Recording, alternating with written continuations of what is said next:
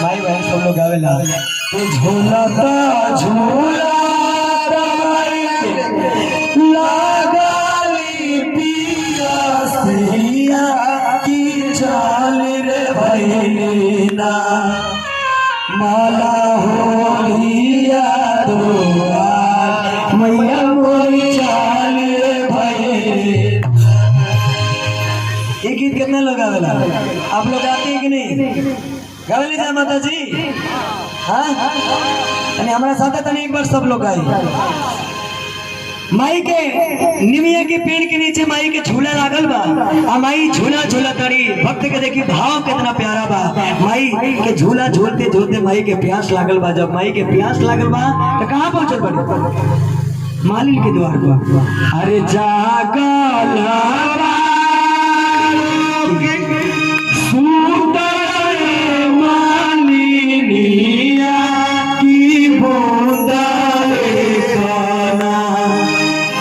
हमके पानिया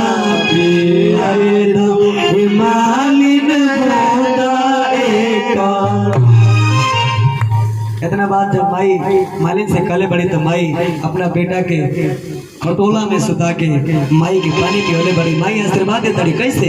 मलिनिया देखी कहा दिया कि जावन आशीष मैया अरे मालिन के दिहलो ए भैया है आशीषियाना। अरे हमारा भैया लोग कर दिया ए मैया है आशीषियाना। अरे हमारा बहनी लोग कर दिया ए मैया है आशीषियाना। जगत जननी जगदम्बा मैया की जय। एक गीत जब हो गए तो माई मंदिर छोड़ के माई हर छोड़ के मटिया में आ जा ना। एक गीत जब होला तो माई खुश हो जाली है कि ना माता जी? एक गीत हमारा समझ में ना आए जब से हमने के जन्म भय न जाने धरती जबले रही तबले गीत गवाई। एक गीत कब पुराने ना हो निमिया के डाल वाला आ जबले एक गीत ना हो तबले माई खुश ना हो। लेकिन क्या करे आजकल के समय बदल गए बा। आजकल के माहौल बदल गया बा। आजकल गीत भी बदल गया बा, संगीत भी बदल गया बा, है कि ना? ये गीत बड़ा कम सुनाई देता।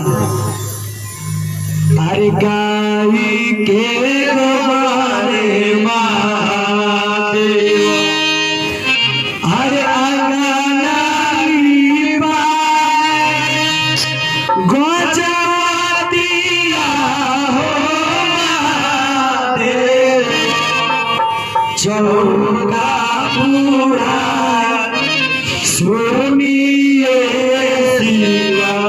सब लोग आवत रही हमारे साथ के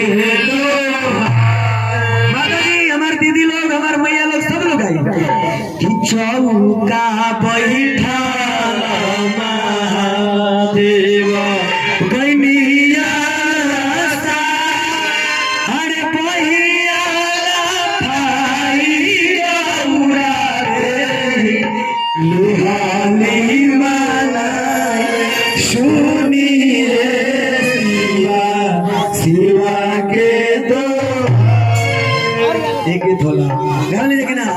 कि के दिहले गैया रे भैंसर अरे के धेनुरा के दिहले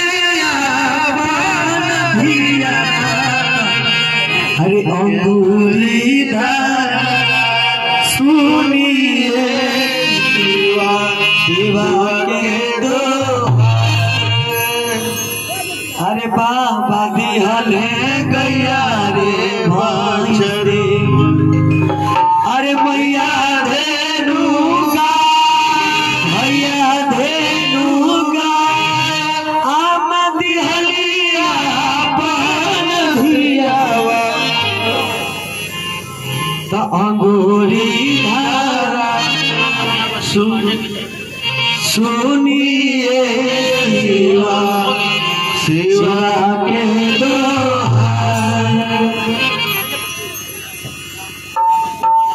नहीं